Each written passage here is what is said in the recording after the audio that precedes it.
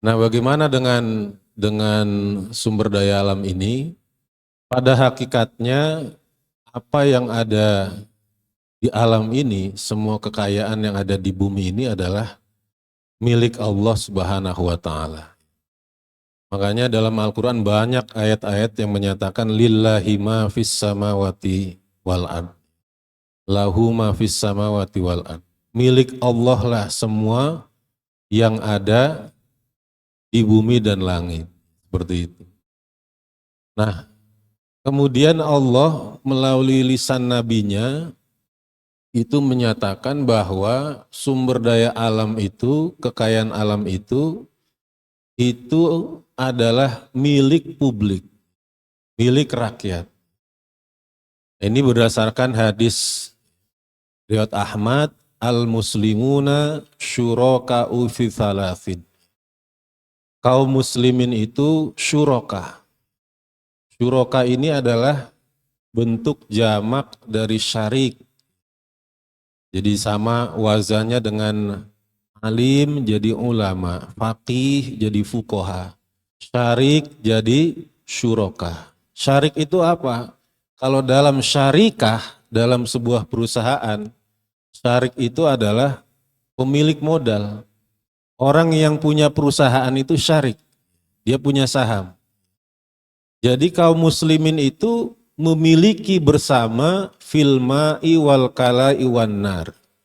Dalam urusan air, urusan hutan, api, kaum muslimin itu memiliki bersama. Pemiliknya dalam pandangan Islam itu adalah rakyat, kurang lebih seperti itu. Ya. Maka kemudian pada saat Islam melalui hadis Nabi tadi menyatakan bahwa sumber daya alam itu pemiliknya adalah rakyat, maka haram dimiliki oleh individu maupun jamaah. Dalam kitab Al-Amwal fi Daulatil Khilafah, karya dari Al-Alamah Syekh Abdul Qadim Zalum itu disebutkan seperti itu. Maka milkiyah ammah, kepemilikan umum yang salah satunya adalah sumber daya alam, itu haram dimiliki oleh fardiyah wal jamaah. Haram dimiliki oleh individu dan jamaah. Kelompok, kalau sekarang ormas, ya gitu. Ya. Jadi tidak boleh seperti itu. Karena itu adalah milik rakyat. Nah khusus terkait tambang ini ada hadis khusus riwayat Abu Dawud, ada hadis riwayat dari Abyad bin Hamal, annahu wafada ila Rasulillah sallallahu alaihi wasallam. Bahwasanya Abyad bin Hamal ini pernah mendatangi Rasulullah sallallahu alaihi wasallam fastaqta'ahu milha. Kemudian Abyad bin Hamal ini meminta tambang garam kepada Nabi. Mungkin kalau sekarang kita rada bingung ya, ngapain minta garam gitu ya. Apa berharganya garam ya? Karena zaman sekarang kita garam itu melimpah. Pada zaman dulu itu bisa di-googling ya. Garam itu belum dibuat seperti sekarang di pantai-pantai. Jadi garam itu didapat di gunung-gunung secara alami. Sehingga dikatakan garam pada zaman itu seperti emas putih, bahkan dijadikan sebagai hadiah para raja. Nah pada saat itu ada sebuah tambang garam di sebuah wilayah namanya Ma'rib. Abyad bin Hamal itu minta tambang garam itu kepada Rasulullah Shallallahu Alaihi Wasallam. Fakoto alahu, kemudian Nabi memberikan tambang garam itu kepada Abyad bin Hamal. Falama, kemudian pada saat Abyad bin Hamal itu pergi, kemudian ada seorang sahabat mengatakan pada Rasulullah Shallallahu Alaihi Wasallam, waqala rojulun atadri ma qata'ta lahu. Tahukah anda wahai Rasulullah apa yang sudah anda berikan kepada Abyad bin Hamal itu? Innama qata'ta lahu ma'al id. Anda itu baru saja memberikan sesuatu seperti air yang melimpah yang tidak terputus. Artinya apa? Tambang garam yang diberikan itu adalah tambang garam yang depositnya sangat besar. Yang tidak boleh dimiliki oleh oleh individu, gitu, seperti itu. Maka kemudian Nabi menarik kembali tambang garam yang sudah diberikan pada Abyad bin Hamal. Padahal hadirin rahimakumullah, Nabi itu sangat mencela orang sudah ngasih diambil lagi. Ngasih pemberian ditarik lagi. Nabi mencela dengan keras. Nabi mengatakan kalau ada orang ngasih sesuatu ditarik lagi itu seperti anjing yang menjilat ludahnya sendiri. Tetapi kenapa pada kasus ini Nabi melakukan itu? Ya. Nabi sudah memberikan tambang garam itu diambil lagi. Itu artinya apa yang diberikan pada Abyad bin Hamal itu betul-betul haram dimiliki oleh individu. Ya. Tapi ini tidak berarti saya ngomong gini ada pesanan dari Bung Agung ya. Tadi katanya kalau bisa haram gitu ya. Tapi memang secara literal ya dalam kitab-kitab yang membahas terkait kepemilikan umum itu dinyatakan seperti itu. Maka tambang-tambang itu dalam Islam pemilik aslinya itu adalah rakyat atau bahasa hadisnya al-muslimun ya, kaum muslimin. Memang ada hadis juga menggunakan redaksi an-nasu syuraka. Manusia itu berserikat sehingga tidak hanya kaum muslimin ya, yang merasakan rahmatnya dari hasil tambang seperti itu. Nah hadirin rahimakumullah, maka kalau kemudian negara ini menggunakan hasil dari tambang ini sebesar-besarnya untuk kesejahteraan rakyat tentu sangat luar biasa. Dalam laporan dari almarhum Faisal Basri itu mengatakan tahun 2022 ekspor batu bara saja, ini ekspornya artinya baru sebagian ya, atau sebagian besar. Ekspor batu bara tahun 2022 itu secara akumulatif itu menghasilkan 500 triliun. 500 triliun. Kata Faisal Basri, bayangkan kalau saja mereka menyisihkan 10% saja dari hasil mereka nambang batu bara itu, ya, itu udah bisa menentukan siapa yang jadi presiden.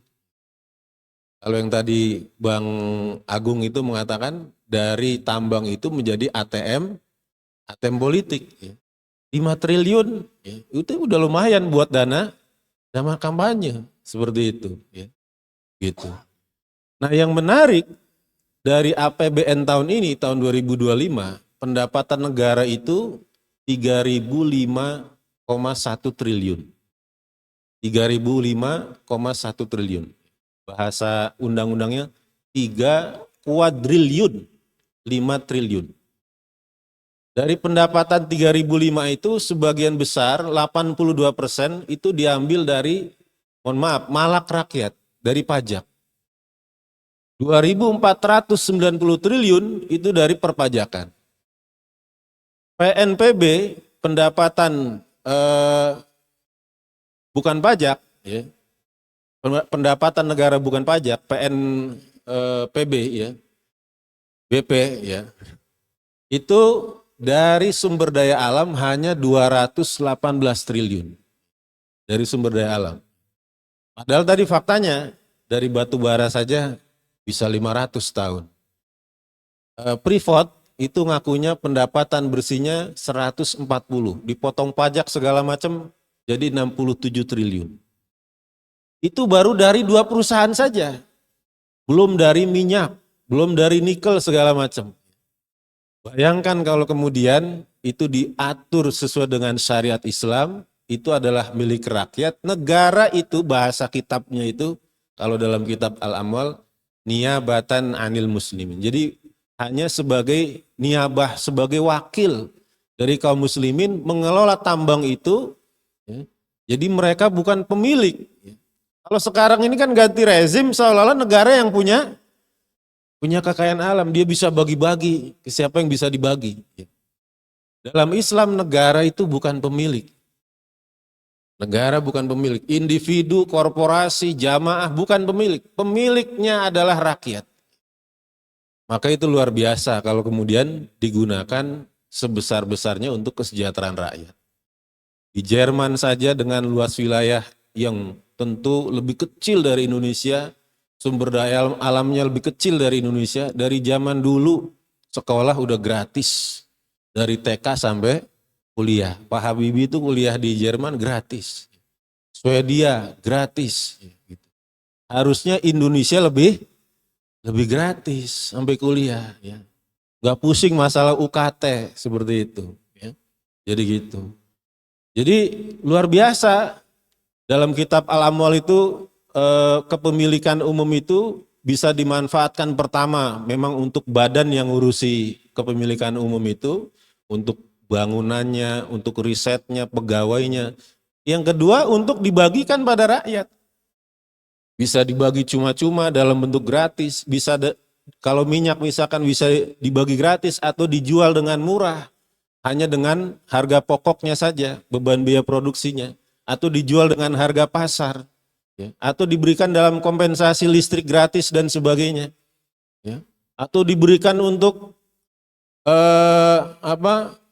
subsidi atau tunjangan para ulama, ya, supaya para ulama ini fokus, ya, fokus baca kitab, fokus ngajar, ngurusin umat, ya. Jangan sampai ulama puyeng, ya, gitu. Udah ngurusin umat puyeng, dia puyeng juga dengan dirinya sendiri, gitu. Ya, saya khutbah itu ada masjid udah 2 kali minta maaf, ya. Iya, tahun lalu minta maaf Ustaz, ini amplop khotib dikurangi tahun ini kan, gitu. Ya. Karena memang sekarang lagi berkurang, ya, pendapatan masjid, ya. Tahun ini, maaf Ustaz, ini udah ganti pengurus, amplop berkurang lagi Ustaz, gitu. Iya, padahal Ustadz itu apa-apa Ustadz gitu, ya. Ada di masyarakat ribut-ribut yang ditugasin damain siapa? Ustadz, ulama, ya gitu. Anak-anak muda pada narkoba siapa yang ditugasin? Ustadz, ulama gitu. Kalau ada yang dapat warisan nggak ada yang lapor sama Ustadz, gitu. Jadi luar biasa, ya. Ulama-ulama ini udah tugasnya berat, kadang dibilang radikal gitu. Ya. Coba itu khotib ya, misalkan dikasih khotib 2 juta, dari subuh dia udah datang. Ya. Gitu. Iya, yang khotib 2 juta, yang azan 1 juta, dari subuh dia udah datang, jangan sampai gue dibadalin kan begitu. Iya. Jadi luar biasa ya. Sekarang ini ustadz-ustadz juga pada puyeng hadirin sekalian ya. Jadi iya, kalau saya dengar para ustadz apalagi zaman Covid itu ya, semua jadwal habis tuh. Ustadz pada jualan korma, jualan parfum ya. Mana sekarang haji kemarin pada puyeng tuh haji Puroda dihapusin ya. Jadi hadirin rahimakumullah, ini luar biasa kalau kemudian yang disebut tadi milkiyatul ammah itu, kekayaan alam itu dikelola sesuai dengan syariat Islam, di mana pemilik aslinya kekayaan alam termasuk tambang itu adalah umat, adalah rakyat, seperti itu.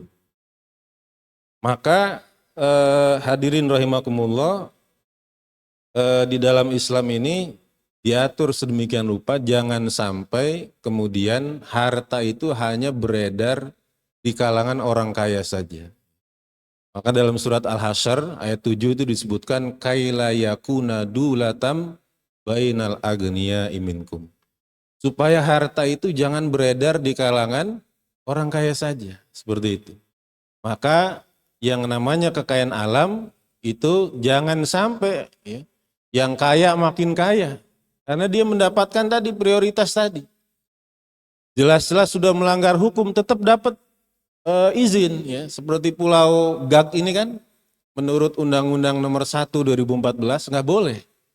Karena pulau kecil itu minimal 200 km persegi. Pulau Gag ini hanya 60 km persegi. Ternyata boleh ya dieksploitasi. Kemudian diperkuat dengan keputusan MK, tetap dilarang nggak boleh, tapi tetap kemudian dieksploitasi. Siapa yang kemudian untung ya orangnya itu juga, orang-orang kaya juga. Orang miskin selalu jadi jadi korban. Maka dengan